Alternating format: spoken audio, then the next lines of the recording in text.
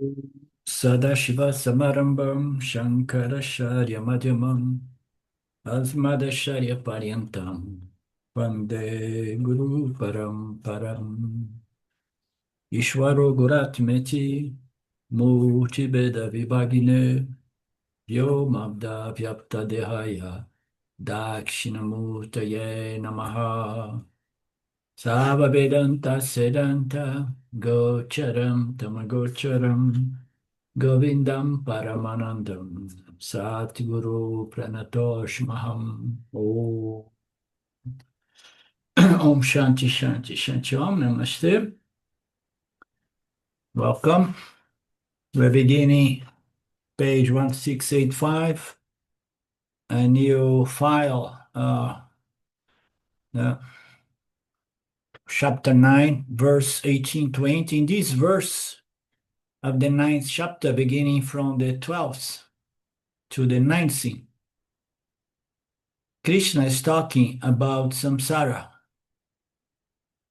The means samsara nivrit upayaha, the means by which you attain freedom from samsara, otherwise known as self-knowledge, moksha. And here it's building up. It's going to build towards the chapter 12, putting bhakti, now bhakti yoga, which is something that is not really a path or a sadhana by itself, but highlighting more and more and more the importance of devotion, reverence, and love towards the Lord. Yeah? And then it's going to increasingly highlight that this freedom from samsara is gained by self-knowledge and moksha, and freedom. And the sadhana, meaning to say, the solution is the development of a certain spiritual, emotional attitude called devotion towards the Ishvara, the Creator. But we have to be careful, as we know, when we say that without devotion, liberation is not possible. It does not mean to say that devotion is a direct means into liberation. It means that without devotion, self-knowledge and liberation is not possible. So devotion is necessary, but does not produce self-knowledge. Self-knowledge is gained through knowledge, jnana, atma jnana, in the light of the teachings of the Upanishads.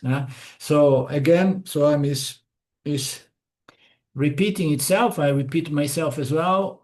Bhakti yoga is not a sadhana in particular.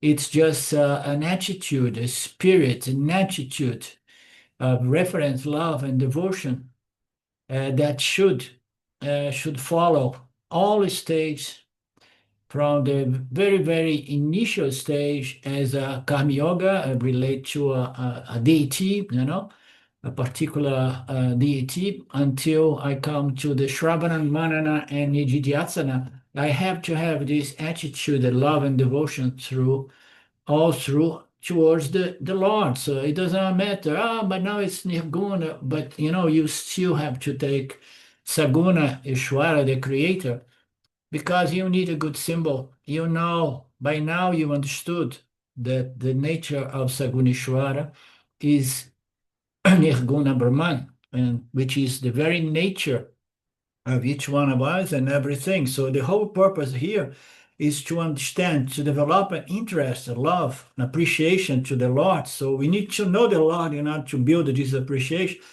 so that we are prepared. The ego does not go crazy, and in the end, we are prepared to understand the statements of identification, the identity between the Jivatma, Ishwaratma, Paramatma, Aikya. So we're going to understand these things. But for that, we need to understand Ishwara's nature first. And then we're going to build an understanding, of this relationship with Saguna Ishwara, so that the ego does not throw Ishwara out of the window and then develops what is so commonly seen as a superego. This people, some people, some gurus, develops a superego. My first guru, I would say, among them, and he clearly and openly reject the concept of God. He said there is no such a thing as God, and he stayed around inspired and teaching and conveying some of his ideas and notions, which did not constitute a teaching, on the lines of Buddhism. Buddhism has rejected the concept of Ishvara, God, and so the importance of bhakti. Bhakti is the solution to the problem of samsara. But we need to understand bhakti is not a sadhana in particular. It's a range of sadhanas, we could say. And here it's present at three levels. It's just Karma Yoga, Upasana Yoga, and Jnana Yoga. Three levels of sadhana, that's more than enough. If we go back to the very roots of the Upanishads, we say two sadhanas, Karma Yoga, the yoga of the actions and results, so that in observance of Dharma and so on, understand the relationship with the Creator and the creation and the creature.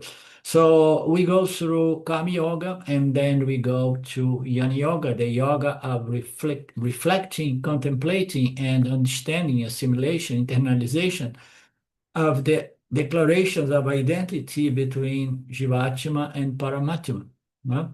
So fundamentally, at the root of a tradition, there are two paths, but Vedanta makes a concession, especially I think coming from the Gita to Upasana, and it's well explained the purpose and the benefit and the value of Upasana as a means to see God in the silence, to focus, to meditate, to bring your mind to the nature, try to understand the nature of God, not just during your interactions as a householder, but also in the silence of your bedroom, in the silence of your meditation room. And then that is going to allow you go more into the nuance, more into these understandings in regard to the nature of this relationship, the nature of God and the nature of your relationship and the way you should live in conformity to God's laws without complaining and whining and everything. Every whine and complaint of life is whine and complaint towards Ishvara, whether we know it or not. So we have here is presented as two levels of sadhana: Karma Yoga, Upasana Yoga, that serves not only to bring about focus or one-pointedness, but expansion and integration of the mind, according to Swami Paramarthananda, and he presents the logic as well. So the more you grow in your relationship into the understanding of the nature of Saguna Ishvara, the subtler and more expansive you have your vision of Ishvara becomes. So you're going to expand, from one deity to Vishvarupa, Ishvara, the totality of all names and forms, and then the intelligence cause which manifests as all the laws and principles holding together, following precise laws and principles. This intelligence, this supreme intelligence. So you're going to become more subtle in your vision, understanding, knowledge regards to the nature of God, and more expansive in your vision as well. Meaning to say, if I see Ishvara as the supreme intelligence, I know that he's pervaded the entire cosmos, because the cosmos is just there being held by this total knowledge, total intelligence, Sattvaguna.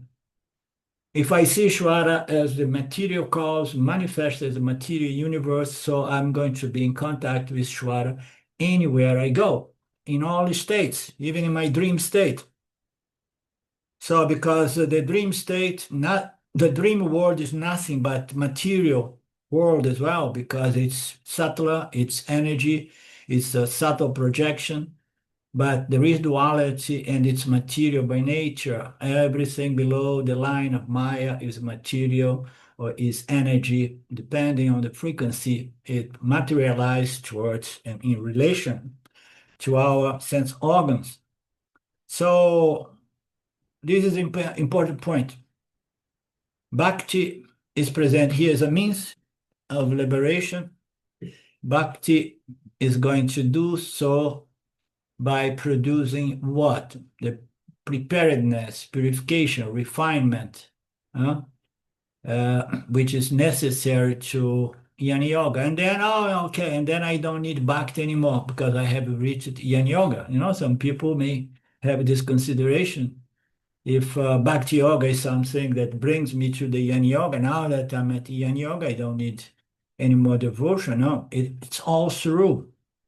It's all through. When you begin with Shravana, Manana, and Nididhyasana, contemplate on the final declarations of the identity, between the Atma appearing as the Jiva, Jagata Ishvara. It's only one Nirguna Atma, it's only Nirguna Brahman. So once we get to that, we still must hold our humbleness, our humility before such an incredible phenomenon, which is the miracle of life in which I am here as an experienced entity and remember the creator. And now what changes is I don't see it just as the supreme intelligence, which means another guna of Maya, Sattva guna. I don't see it as the entire universe, which is, the combination of the three gunas present as the universe or the cosmos. Now I see it, howsoever I see, I know that the true nature is attributeless, nirgunaless Brahman. So, but still I am there. So what's the problem of seeing God everywhere, knowing that the true nature of this miracle of life is attributeless Brahman? There is no problem, there is no contradiction. It's better we keep this perspective, seeing that, this is all nirguna Brahman appearing as Saguna Ishvara, the Vishvarupa vision of God as the totality of the manifestation. So if you know the ocean is just water, you don't need to just and if the ocean is a good symbol to you, you don't need to just forget about the ocean and just say, I only deal with water from now on. No, you go and you pay, your respect, you do your sadhana towards the ocean is a great symbol of Punatvan among other things. So understanding, you just see through the Namarupas, but you still relate to the Namarupas are just signposts. It's just everything points to Nirguna Brahman. That's the way we need to understand that, It's just like indicators, pa, Nirguna, my very Atma, and so on.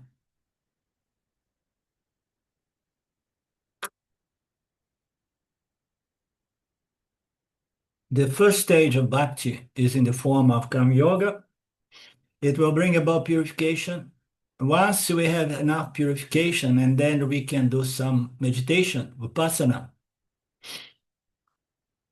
So a person can get more integration and more expansion of the mind. And that is going to take people to the final stage, which is Yana Yoga, Shravana, Manana, and Nididhyasana. So why Karma Yoga comes first and meditation comes second? Because in the beginning, everybody is very rajasic and everybody is very busy because you are grown up. And then in the beginning, you are not grown up. You don't need to find a job, but you are all over the place. You have so much rajaguna. You don't have enough wisdom. You're going to just run after things right and left. And then you become a householder, and then you have to really run out of everything you need to provide to family or to yourself or your partner and so on. And so it's a very intense period of time in which the most natural sadhana is Karma Yoga. And that stimulates even more Rajoguna during that period of time. And more often than not, the person has a lot of difficulty to sit in meditation. But later on, one becomes older and wiser. Children are grown up, and one begins slowing down. And then through Karma Yoga, the person was pre prepared, through one point through the interaction with Ishvara, understanding, receiving everything as prasada, offering. This spiritual religious spirit must be there. The person gets a lot of purification, not necessarily one-pointedness, but the mind is largely purified and refined. And then one goes to meditation. Okay, one goes to meditation. Karma Yoga prepares the mind for upasana, and the person is already at that point, having less rajoguna playing because he's less active in the world. So it has its structure based on the ashramas presented by the Vedic teachings as well, So, and then we come to Vedanta. Vivekachudamani Shankaracharya beautifully defines this bhakti.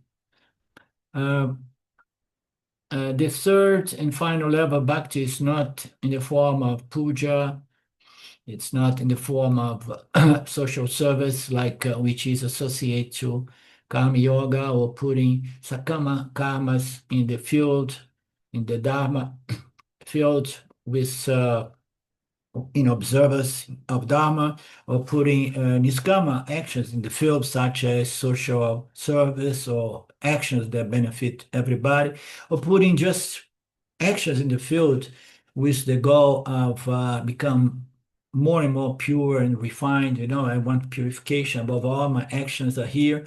It's being presented to you, Lord. It's the intent is to benefit the field, and so on. So in the end, this bhakta is going to come to the statements of identity given by the Upanishads, which requires requires inquiry into the nature of God, into the real nature of God, into the real nature of reality, into the real nature of the Atma, of the very Jivatma. And that has to be done with the help of the scriptures and a competent teacher. This is the inquiry into the essential nature of reality, the essential nature of God. Only when we go through karma plus jnana, we will come to karma plus upasana, jnana rupa bhakti. That bhakti alone will lead to liberation. So he jumped here, karma to upasana to jnana. So this is one point we have to remember all time. Bhakti, divorced from knowledge, will never lead to liberation. Because all the Upanishads are uniformly insistent on the fact that liberation is only possible by the means of jnana.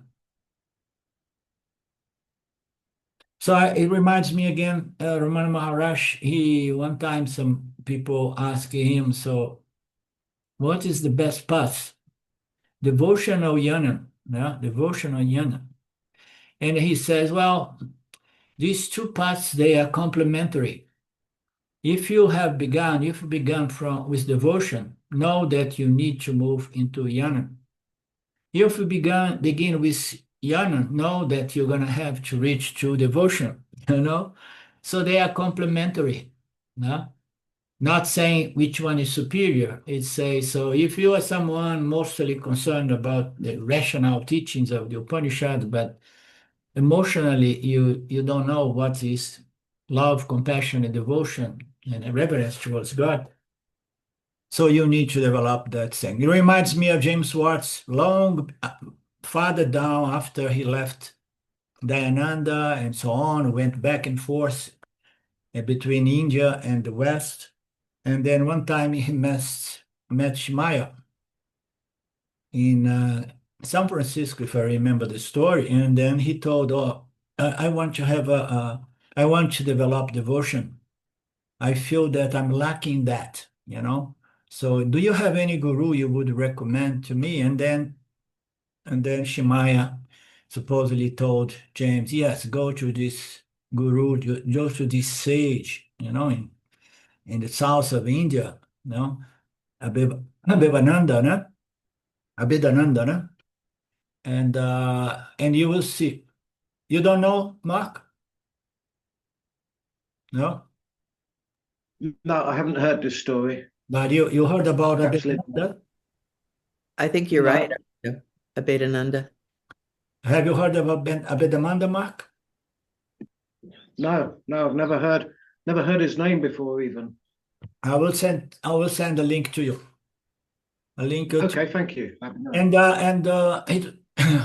it's the story says that Shemaiah told James that if you think that I'm a great Mahatma, wait to meet this entity, this person, he's the real deal, he said. Shemaiah said to, and I heard uh, James telling these stories more than once, that the radiance, the beauty, the charisma, and the love radiating from this entity was impressive. He says that the birds, the other animals would come, the trees, in the satsangs, they would do open air, they all would come, the trees would curve towards him. Incredible stories. So, I mean to say that some people could use a little bit more development in their emotional body until they get to this feeling of devotion. In Kaivalaya Upanishad, it said there is no method, and therefore when we say bhakti is a means of liberation, so it's not a method or a sadhana, it's a means of liberation. We should understand that bhakti, whose final stage, is going to be in the form of jnana. So in the fourth chapter, it's present here. But before I read the fourth chapter, verse 33, I want to mention that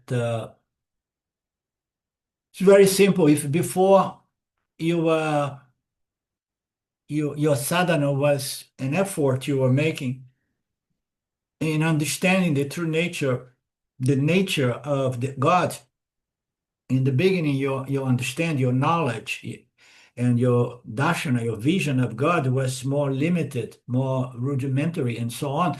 And then it becomes more refined, sophisticated, expensive, and then you go on and on and on. So the whole process of spiritual elevation, purification, has to be linked to an effort to understand the nature of God. And then it goes to a certain level. Now you hear that the true God is your very nature because it is nirguna atma. So it means to say that you're going to become arrogant and you're going to say, okay, final enough, I don't need Ishwara anymore. No, you relate still with even more devotion because now you are in the final stage that you need a relationship with Saguna Ishwara, to go into certain depths. And now you still relate to Ishwara here, but you are just, as if seen through, you are just diving into the teachings that reveal the true nature of Saguna Ishwara as pure consciousness, your very consciousness. No? So we need to have devotion there. We need to have devotion because nothing will manifest or happens without the grace of Sarguna Ishwara. The person says, now I don't need Ishwara anymore. So far I need so much the grace of Ishwara. By now I'm into the real deal. The real deal is Nirguna Brahman. I don't need the grace of Ishwara anymore. Big mistake. Self-knowledge will only manifest with the grace of Saguna Ishwara. Okay? So the only way.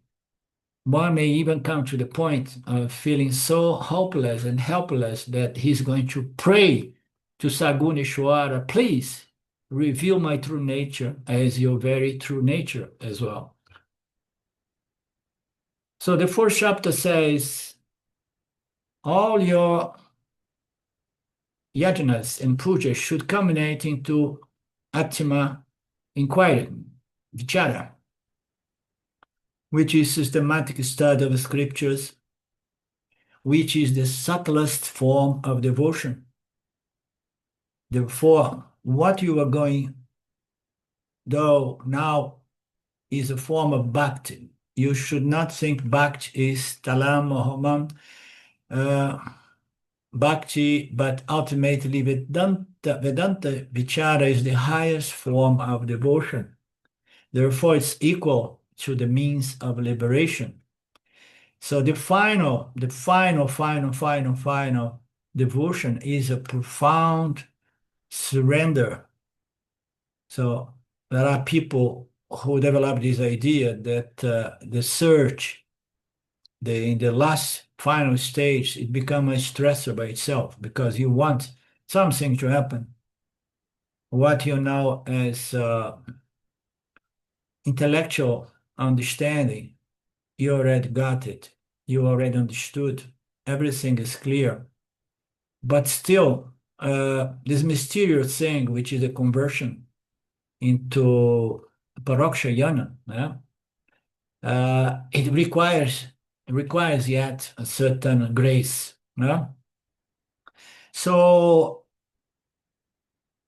it's here it says the highest form of devotion, because there will be still a certain degree of frustration until there isn't anymore. And the only thing one can do is surrender to the process, surrender to Saguna Ishwara, a totality of all factors that somehow are going to bring together that moment of doubtless, full 100% conviction of Atmayana, my very nature, is the same nature of Brahman. So that may happen, and it's common to happen, that frustration.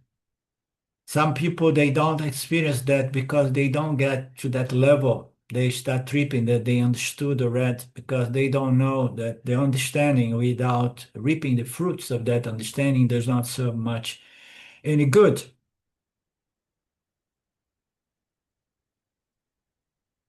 So the highest ultimate devotion is self-knowledge, self-inquiry and self-knowledge.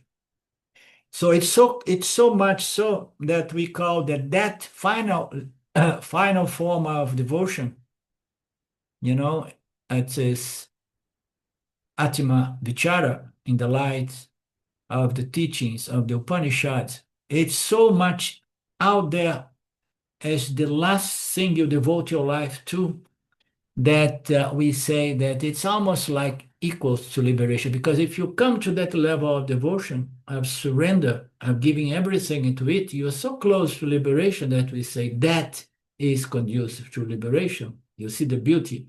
That is conducive because devotion is a spiritual, emotional, devotional attitude that follows all the stages of our spiritual development. And when we are up there, so what is going to push you is a last click, or it's going to be a total surrender. It's difficult to say, you understand? But I tend to believe that is total surrender, okay? That brings about the Therefore, is the ultimate means to self-knowledge, to self-recognition. Well, until there's total surrender, there's always going to be an aspect of duality, no? Yeah. An aspect that God is separate from me. And when that surrender happens, definitely, that disappears. Yeah. That is also described in terms of direct and indirect knowledge. So when you see what you are thinking as something other than yourself, your very nature, your intrinsic nature, there is duality, and you want something. You heard that it's your very nature, that without which you don't exist. You don't think, you don't say, you don't seek. you know. So that is still the knowledge is assimilate, but indirectly. So the final understanding is that there's nothing to seek and search anymore because I am what I was seeking. I am what I was searching. Therefore, the key here is to call off the search, like a lot of people in the Neo Advaita used to say, call off, call off, call off. No, the search must fall by itself in a deep state of surrender to God due to a profound frustration that somehow can only be solved by the grace of the Lord.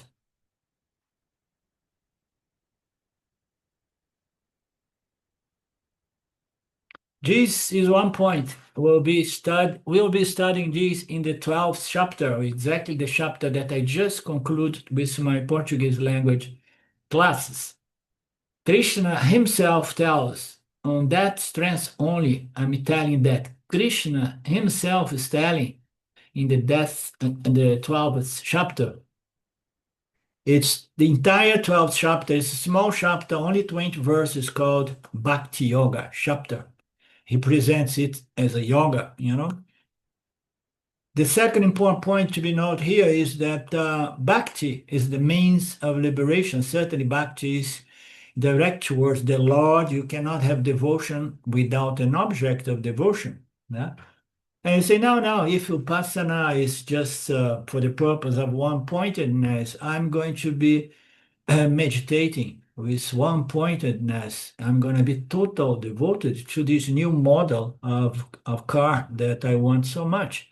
So you're going to think about your object of desire, and that is going to bring a one-pointedness. But that one-pointedness does not help us. You know, you attach yourself through a very profound desire of something material, like the Range Rover or the Land Cruiser that we saw in the last class, you know. And even if you get that car, you are not going to be satisfied and free. It's going to just bring more desires. So you want to have one object of upasana, one object of desire that's going to take you beyond all needs of further desires to complete yourself. It's the same thing like mumukshvatva, a desire for liberation. It's still a desire. It's still going to produce a certain element of stress in the very end that requires that surrender we were talking about. But the same way, so if you have objects of upasana, that worldly objects, that is going to bind you to what? To samsara. But if you use an object of devotion, an object of upasana, which is the nature of God, howsoever level, stage, or of understanding you have, so that is a desire that is conducive to freedom and liberation and independence, transferring your dependence from things, worldly things, to Saguneshwara, and then from Saguneshwara, you're going to trace back the true nature of Saguneshwara. You're going to discover that it is your very nature, and then you moved from Ishwara dependence to self-dependence, which is the same as independence, because there is only Ishwara, Nirguna Ishwara. So the second important point is that we say Bhakti is the means. We need an object of devotion. We need an object of upasana. And people do not understand why any meditation should be direct to a symbol of Ishvara. They prefer to have symbols that are more appealing.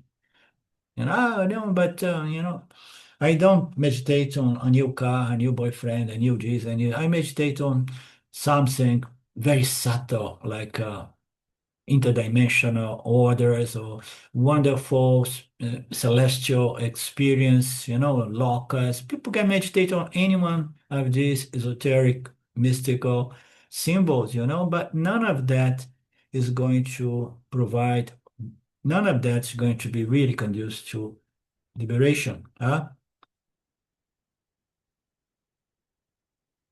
So when I start my devotion and my appreciation of the Lord, is a little bit more rudimentary, gross. I just see it as a name and form and attributes of one of the deities. But that devotion, that object of devotion is going to evolve for sure, gradually but surely. And it will culminate with the highest possible bhakti, which will lead to liberation.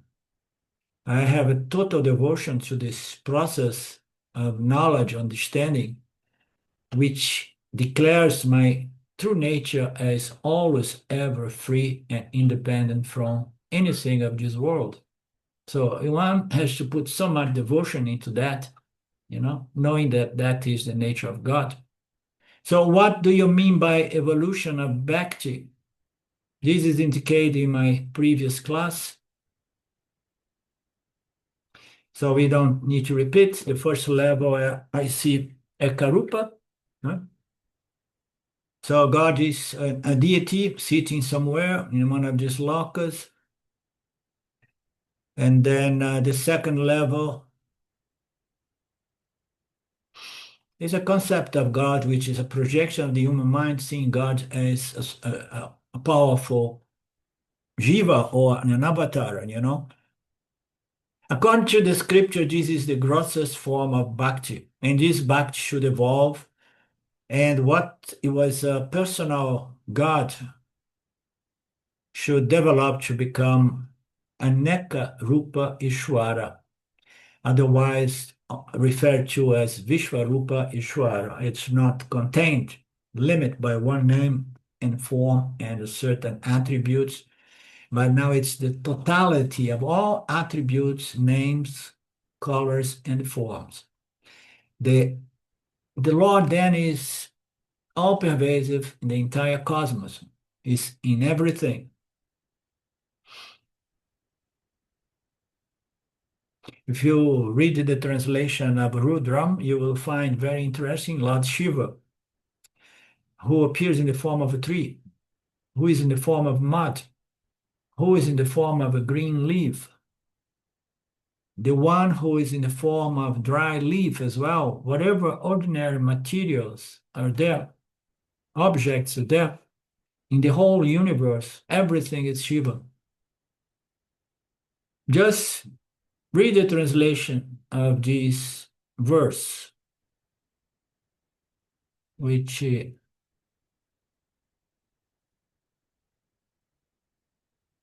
I don't know which text is this one. It should be the text on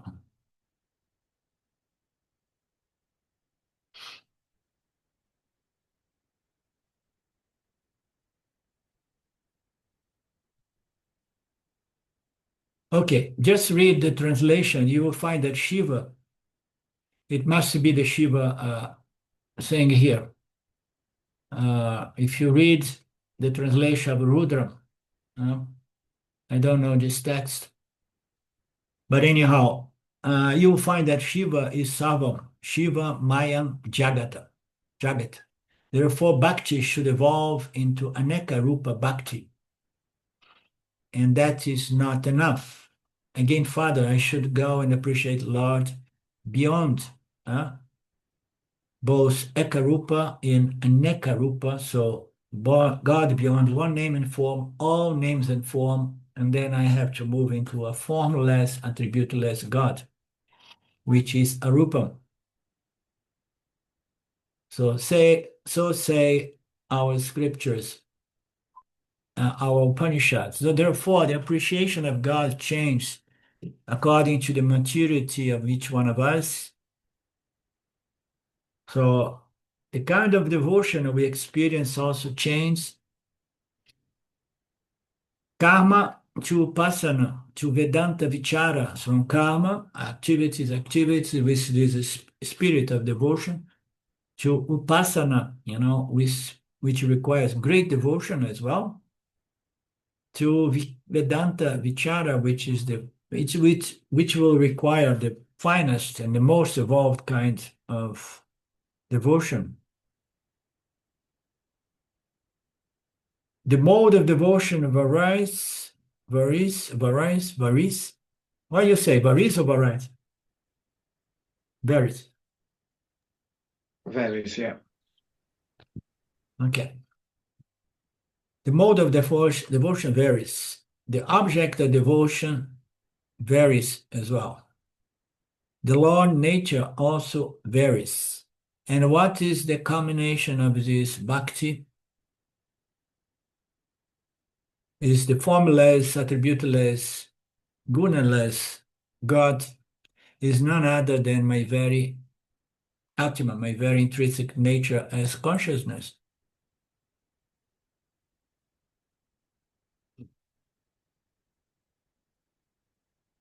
Jiva, Eva, Sada, Shiva, in Tamil, both will be written and spelled similarly. Because Aham Brahmasmi, Bhakti gives liberation, means Bhakti culminating in Advaita Yana. Advaita Yana is going to give, Atma Yana will give liberation, but Bhakti is there, producing the proper mental emotional atmosphere in which the Atma Yana fructify as a Paroksha Yana. Okay?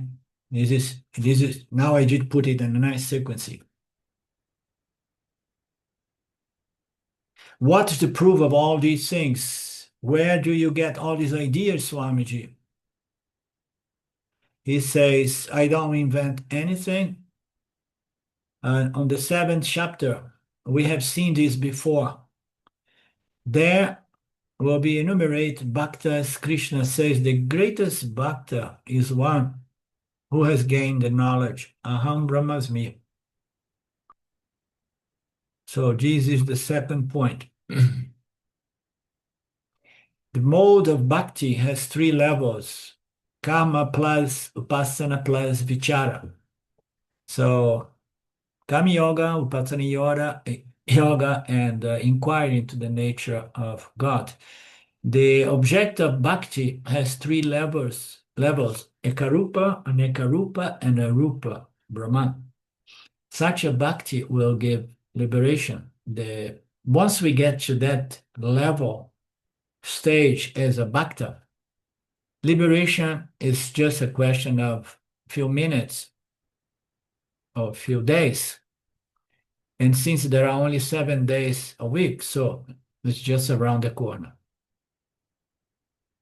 And of this, Krishna is here describing Anekarupa Bhakti. Anekarupa Bhakti or Vishvarupa Ishvara is described,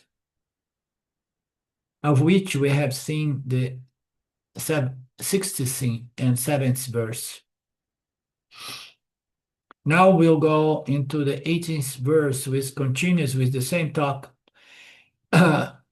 with Vishvarupa Ishwara and Nekarupa Ishwara. So we are moving towards Anekarupa, which is Anekarupa, and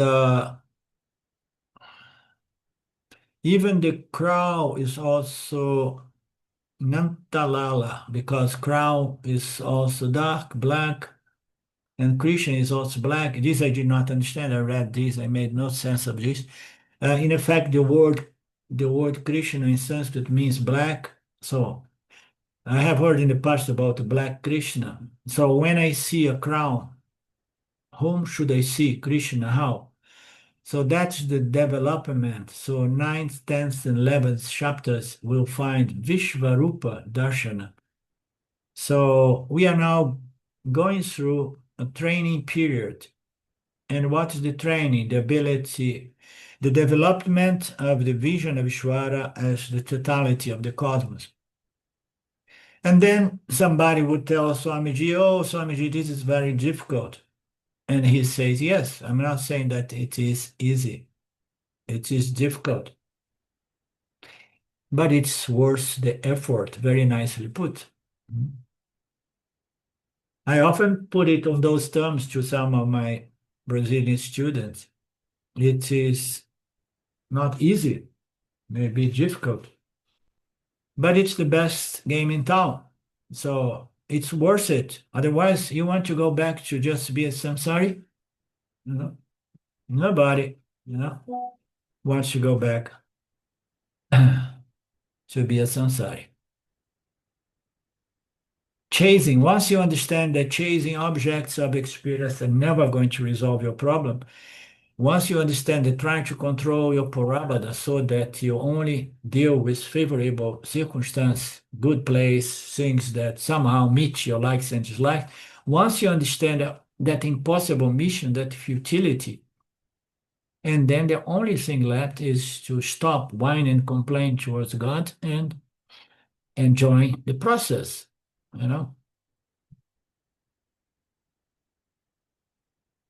This 18th chapter verse says, I am the goal, I'm the sustainer, I am the master, I am the witness, the abode, the refuge and the well-wisher, the source, the ground, the resolution, I am the support, the repository of all. And I am the inexhaustible seed of the universe. So it's really packed, this one, huh? So let's see what Swam says. I mean, we understood already that the projection of disappearing reality seems to provide us with a purpose, without which, I mean, living a purposeless life is something extremely painful.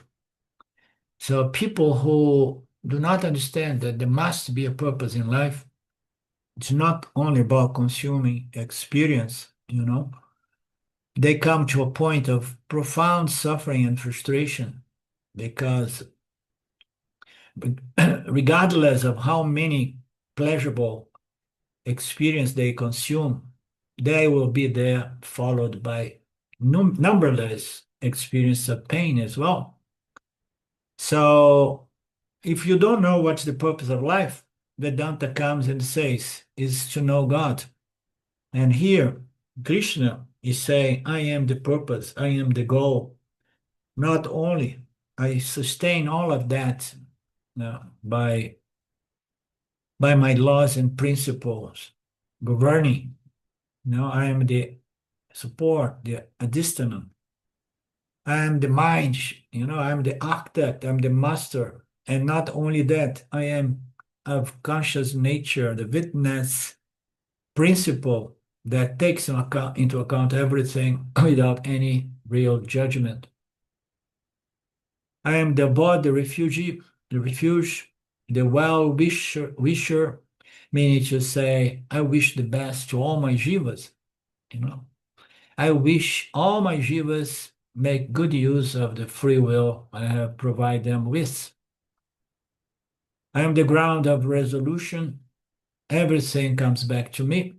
I am the support, repository, and endless, beginningless, inexhaustible seed of the universe. Krishna gives a list here. And this list points to three things. I myself, or Ishvara only. Everything comes from me and returns back to me. I am the goal. I am the resolution. I am the seed. So we have to say, Gati.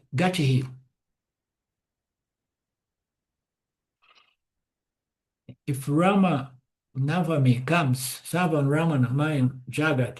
Therefore, we do not have partially or favoritism or any nama you give.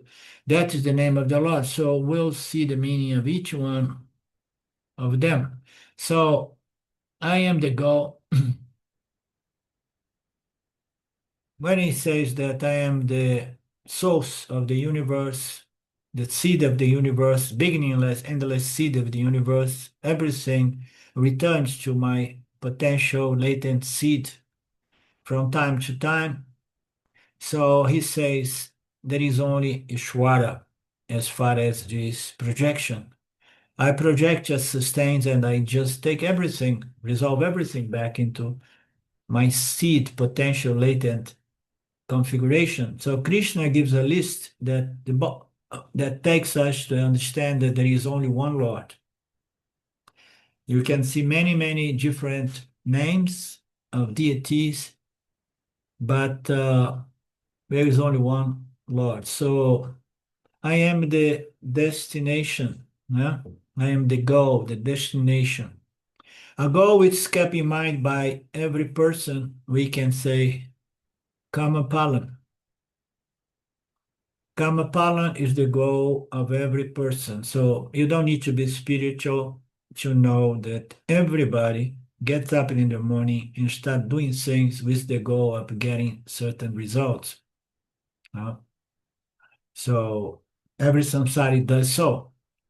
So my destination, everybody does things for a certain result.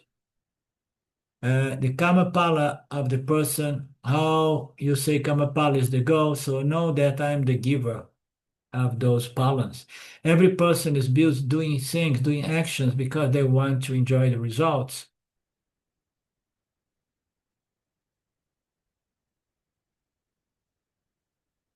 And then here he says, just because he enjoys, no, nobody does karma for enjoyment. Every karma person does only for the sake of particular problem. Therefore, every karta has karma palan as his destination.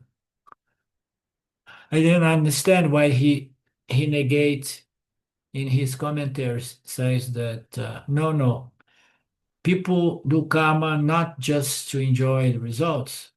No, I understood. People do not do action for the sake of action. People only do actions for the sake of results. And then he says, so every person is busy in doing actions. But why they do actions? They do actions only because they want to enjoy the results. Nobody does action for the sake of actions. People do not enjoy doing action unless they become a karma yogi and they do actions as a service to the Lord, as giving something back to the Lord. And then we have gone into a different classification of actions, spiritual actions, devotional actions, karma yoga actions. Every action a person does is just for the sake of getting the reward, the palan. The palan may be punya, and I want punya, and I don't want palan. So every karta has karma palan, meaning to say, I want punya as the goal of my life. I want punya. I want to accomplish my goals, my desires.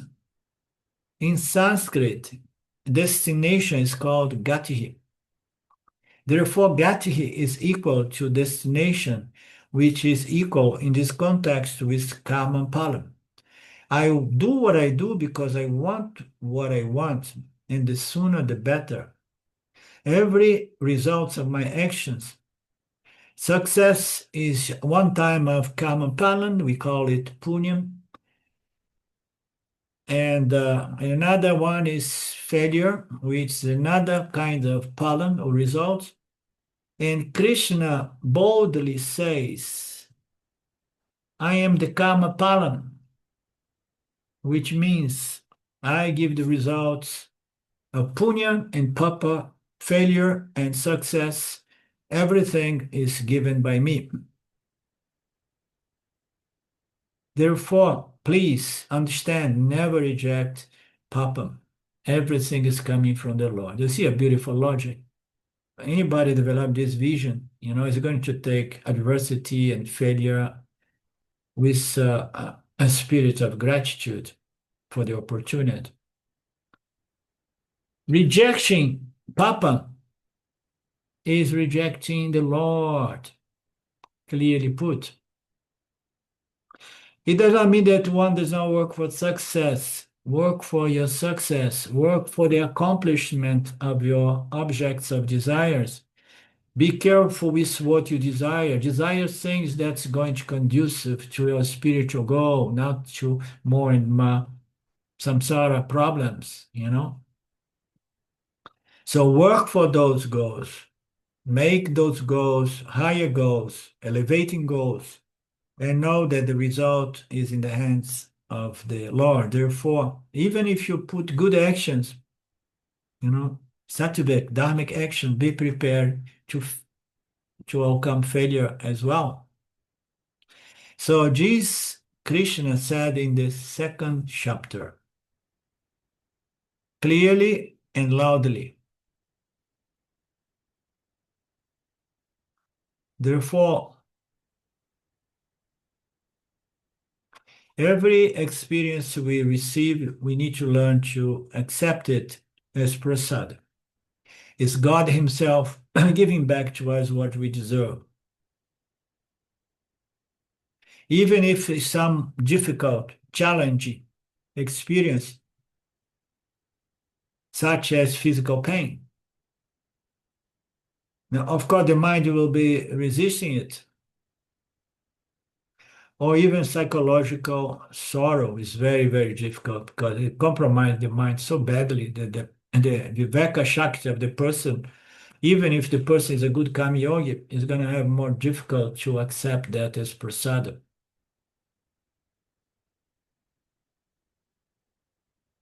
Even if it is psychological sorrow, emotional sorrow,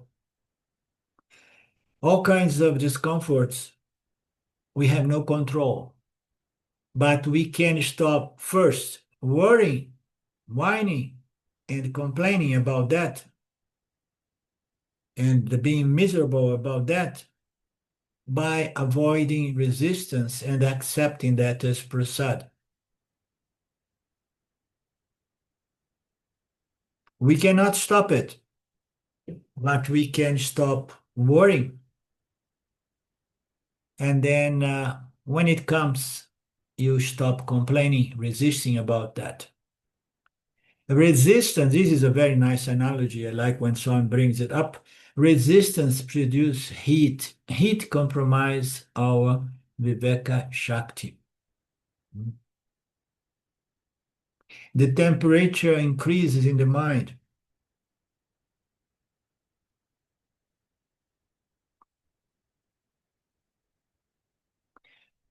So I am in Bhartaha as well, means sustainer. And in this context, it means karma pala datta.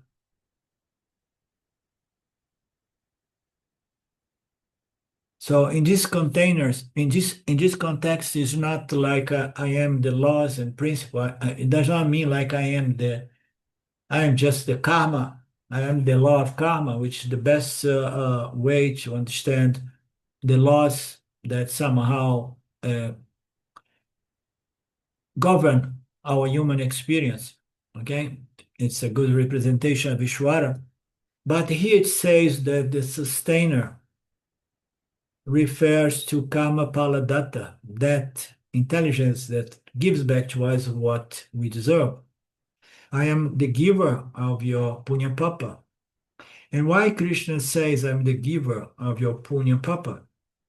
Because to determine the karma pala, the result of any action, I should take into account all the laws of creation. Every action produces a result depending upon infinite numbers of factors. So it means to say the law of karma as well. So he's being putting that as the sustainer because I am the karma paladatta. In order for Ishvara to give us moment to moment our parabada, our punya papa, it needs to take into account all the laws of creation, all the laws of creation. Among those, the moral, ethical, karmic, psychological, spiritual laws as well. The Lord Krishna say, I as the Lord take into account all the laws of creation, which includes the karmic laws, and which involves an infinite number of factors. Only the Supreme Intelligence can put out this parabada designed to perfection to each one of us. Okay, we stop here. This beautiful text, this beautiful passage of this Gita. I hope you guys enjoy as well. Now, let me ask you, you want more tomorrow or tomorrow we are busy? Tomorrow I'm able to, Arlinda, but I won't be able to on Friday. Well, let's do it tomorrow then. Okay. Tomorrow is Yeah, what? my Thursday. tomorrow Wednesday. Wednesday. Oh, Okay. Wednesday, right. Okay, we do tomorrow Yeah, and my, then we see. I mean, we are just few people, so we can see day by day what we want to do next. I'm open for three yeah, because classes a week, but if we can't, we can skip some. my attendance is going to be a bit more sporadic because I've just got some work through the summer and it's in 3 different shifts. Okay, So for the last week, I've been on the morning shift, but the afternoon and evening shift, I won't be able to attend. no problem. So we will do it, and you're gonna have access to the class later on YouTube. Yeah, Okay? yeah, I'll keep up with them definitely.